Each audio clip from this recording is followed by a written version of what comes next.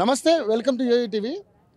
ఈరోజు హైడ్రా బాధితులే కాదు, ఓఆర్ఆర్కి సంబంధించి చాలామంది భూములు కూడా కోల్పోతున్నటువంటి పరిస్థితి. ఫోర్త్ సిటీ సంబంధించి అది ఎగ్జిట్ నెంబర్ 13కి సంబంధించి అక్కడ చాలా పంట భూములు ఉన్నాయి, పంట భూములు ఉన్నాయి. దానికి సంబంధించి చాలామంది బాధితులు ఉన్నారు. ఏంటంటే దాదాపుగా అక్కడ ఉన్న వాళ్ళంతా కూడా సన్నకారు రైతులే. ఎకరం 4 కోట్లు పలుకుతుంటే గవర్నమెంట్ వాల్యూ ప్రకారం వీళ్ళకి 90 లక్షలు 80 లక్షలు ఇస్తామని చెప్పేసి అంటా ఉన్నారు. వీళ్ళంతా కూడా అక్కడి నుంచి వచ్చి వాళ్ళ బాధను చెప్పుకోవడానికి వచ్చారు. సో వాళ్ళని అడుగుదాం, అసలు వాళ్ళకున్న సమస్య ఏంటి, దీన్ని మరి ఏ విధంగా మరి గవర్నమెంట్ టేక్ ఓవర్ చేస్తుందో చూద్దాం. అన్న ఏంటన్న పరిస్థితి? మీరు నిజంగానే ఈరోజు 4 కోట్ల రూపాయల భూమి అంటే ఎకరం మరి చాలా మరి మన మన మన ఆస్తి ఈస్తి అన్నీ కూడా అయ్యే మన భవిష్యత్తు అది. మరి ఈరోజు అవన్నీ రోడ్డు వైండింగ్లో పోతాయో లేకపోతే RRRలో పోతాయని చెప్పి అవన్నీ పోయి మీ చేతిలో ఏదో దక్షిణ పెట్టినట్టు పెడితే ఎలాగా మరి ఏం చేద్దాం అనుకుంటున్నాం? మా బాధ ఏంటి సార్, ముఖ్యంగా మేము చెప్పవలసింది ఏంటంటే మాకున్నది ఎకరం అరెకరము ఎకరంన్నర లోపున్న సన్నకారు రైతులం. మేము దాని మీదనే ఆధారంతో వ్యవసాయం చేసుకుంటే మా తండ్రులు మా తాతలు కూడా అక్కడనే ఉన్నారు సార్. ఇప్పుడు టోటల్గా వచ్చేసి రాజకీయ నాయకులు కుమ్మక్కై వాళ్ళ ఆస్తులు కాపాడుకోనికి, ఆ ఆస్తులు పెంపొందించుకోనికి మా సన్నకారు రైతుల గుండా ఆ 300 ఫీట్ల రోడ్ అని తీసుకొచ్చి మా తలకాయ మీద రుద్దిరు సార్. గుంట భూమి మిగలకుండా వెళ్ళిపోతుంది. దాని నుంచి మేము చాలా నష్టపోతున్నాం సార్. మేము బతకాలని కూడా ఆశ కూడా మాకు జీవితాల మీద లేకుండా పోతుంది. అంతేకాకుండా వాళ్ళు చెప్పేది అంటే 100-200 ఫీట్లు కాదు సార్, 300 ఫీట్లు. 300 ఫీట్లు అంటే టోటల్గా మాకున్న గుంట భూమి లేకుండా పోతుంది సార్. దాని నుంచి మేము నష్టపోవడం జరుగుతుంది. మా రైతులందరం కూడా ఇక్కడికి రావడం జరుగుతుంది. మా గోడు వెళ్ళబోసుకోవడానికి మీకు న్యాయం కావాలి సార్. ఎన్ని ఎకరాలు పోతుంది మీది?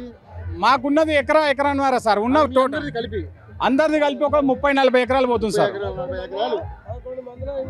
30-40 ఎకరాలు పోతుంది సార్. అందరూ ఎకరం అరెకరము ఎకరన్నర ఉన్నోళ్ళమే సార్. టోటల్ ఉన్న భూమి అంతా వెళ్ళిపోతుంది. మేము ఊరు విడిచి వెళ్ళిపోయే పరిస్థితి సార్. మేము ఊళ్ళో బతకలేని పరిస్థితిలో ఉన్నాం. ఇంకేం లేదు సార్, మార్కింగ్ వచ్చి చేస్తున్నారు. మాకు ఏంటంటే ఇప్పటి నుంచి మార్కింగ్ చేసిన తర్వాత రోడ్ ఆగదు.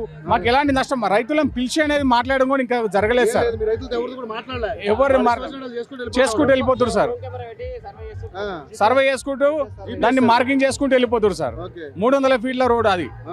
300 ఫీట్ల రోడ్ అది అవసరం లేదు సార్.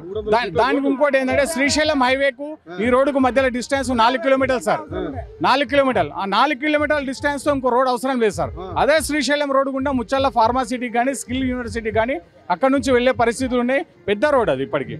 దాది కాకుండా వీళ్ళ రాజకీయ నాయకులు అక్కడ భూములు కొనుక్కొని వాళ్ళ భూములకు వాల్యూ పెంచుకోవడానికి దాన్ని అటాచ్ చేసుకుంటూ ఈ 300 ఫీట్ల రోడ్లు తీసుకుంటూ వాళ్ళ అలైన్మెంట్ మార్చుకుంటారు సార్. మళ్ళీ దాన్ని కూడా ఫస్ట్ ఒక అలైన్మెంట్ చేసిర్రు, తర్వాత అలైన్మెంట్ మార్చుకుంటూ సన్నకారు రైతుల గుండా మొత్తం చేసి సర్వనాశనం చేసి మా బతుకులు మా జీవితాలు మొత్తం టోటల్ గా ఆగమాగం చేసిరు సార్. గత ప్రభుత్వంలో ఇలాంటి అన్యాయం జరిగింది అనుకుంటే ఈ ప్రభుత్వంలో కూడా మనకి న్యాయం జరిగే పరిస్థితి లేదు.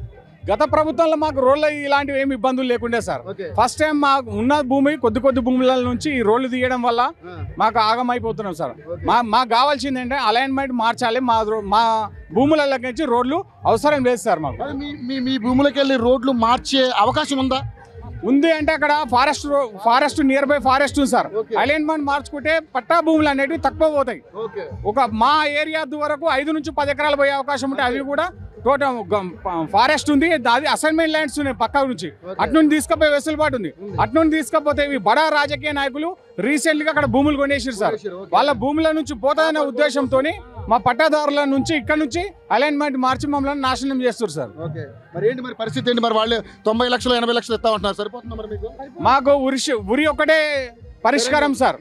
మాకు ఎకరా భూమి వచ్చేసి 4 నుంచి 5 కోట్లు మా దగ్గర వాల్యూ ఉంది సార్.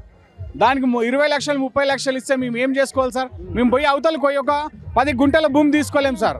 ఇల్లు ఒక ప్లాట్ కొనలేని పరిస్థితి మాది. ఇక్కడ వీళ్ళకి ఇవ్వాలి ఎందుకు? మేము అక్కడ పోయి 10 గుంటలు కూడా కొనలేక రోడ్ల మీద బతుకులు అయిపోతాయి సార్. మా తల్లిదండ్రులు ముసలి వాళ్ళు. మేము ఏదో చిన్న జాబులు చేసుకొని బతికేటోళ్ళం. వారసత్వంగా వచ్చిన భూమిని కాపాడుకుంటూ వస్తున్నాం సార్. మేము ఇప్పటికి వ్యవసాయం చూసుకుంటే మేము అక్కడ అందరం వ్యవసాయ కుటుంబాలే సార్. మావి హైదరాబాద్లోనేమో హైడ్రా అంటున్నారు, పల్లెటూళ్ళలోనేమో ఈ RRR కింద ఇట్లా కొట్టేస్తున్నారు. గతాలు చెప్తూనే ఎవరు సార్, కాంగ్రెస్ అని అదే విధానం ఇక్కడ నడుస్తుంది. ఎటు పోయినా దోపిడీకి ఎగబడ్డారు. ప్రతి చిన్న లీడర్ కూడా, గల్లీ లీడర్లు కూడా దోపిడీకి ఎగబడ్డారు. ఇది అరాచకమే. దీన్ని అరికట్టే బాధ్యత కూడా ముఖ్యమంత్రి గారి మీద ఉంది.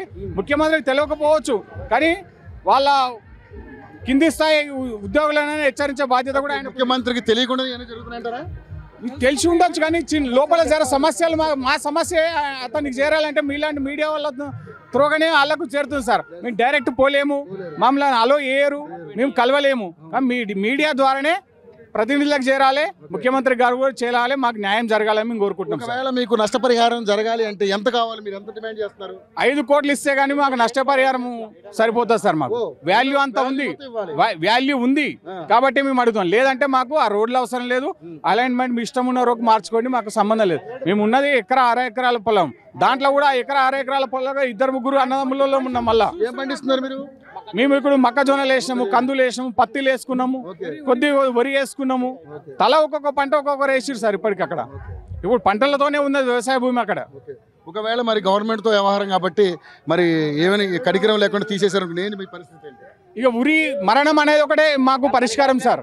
మా కుటుంబాలంతా రోడ్ల పాలు అవుతుంది. రోడ్ల పాలు అవుతుంది. ఆ మాత్రం దానికి మనం అలాంటి నిర్ణయాలు తీసుకోలేం కదా. ఇప్పుడు అలా ఖచ్చితంగా అది పోతే ఇక మనం ఏం చేయలేం కదా సార్. మేము పోవద్దనే మార్గం ప్లాన్ చేస్తున్నాం సార్. పోవద్దు అంతే. ఎవరు ఇప్పుడు ఫస్ట్ టైం ఆయన కేఎల్ఆర్ వచ్చిండు, కేఎల్ఆర్ వచ్చి అలైన్మెంట్ కొంచెం మార్చా అని చెప్పిండు. అప్పుడు మార్పిస్తాం, సీఎం దగ్గర తీసుకొద్దాం, కొంచెం మార్పిస్తాం అని చెప్పారు.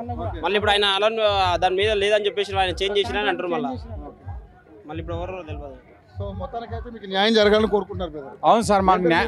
నా పేరు బీరప్ప సార్. సో వీళ్ళైతే మా భూముల విలువ అయితే దాదాపుగా 4 నుంచి 5 కోట్ల వరకు ఉంది. బట్ అంత విలువ ఇవ్వకపోయినా కనీసం మాకు నష్టపరిహారం చెల్లించాలి. ఎందుకంటే మేము 1/2 ఎకరా 1 ఎకరా ఎప్పుడో మా తాతల కాలం నుంచి వస్తున్నటువంటి ఆస్తుంది. దాన్ని అలా కాపాడుకుంటూ చిన్న చిన్న ఉద్యోగాలు చేసుకుంటూ తల్లిదండ్రులని పిల్లల్ని పెంచుకుంటూ వస్తా ఉన్నాం. ఈరోజు గవర్నమెంట్ తీసుకున్న నిర్ణయాలకి ఇటు హైదరాబాద్లో హైడ్రా పేరుతోటి, ఇటు RRR పేరుతోటి అక్కడ చాలా భూములు రాజకీయ నాయకులు, బడాబడ రాజకీయ నాయకులు కొనుగోలు చేయడం వల్ల వాళ్ళ భూముల రేట్లు పెంచుకోవడం కోసం మా భూముల్ని రోడ్డు వైండింగ్లో తీసేస్తామంటే మేము ఎక్కడికి పోవాలి అని చెప్పి బాధితులంతా బాధపడుతున్నారు. సో వీళ్ళకి సత్వరమే న్యాయం జరిగేలాగా ప్రభుత్వం కూడా ఒక్కసారి ఆలోచించాలని చెప్పేసి మేము కోరుకుంటున్నాం. Power to studio.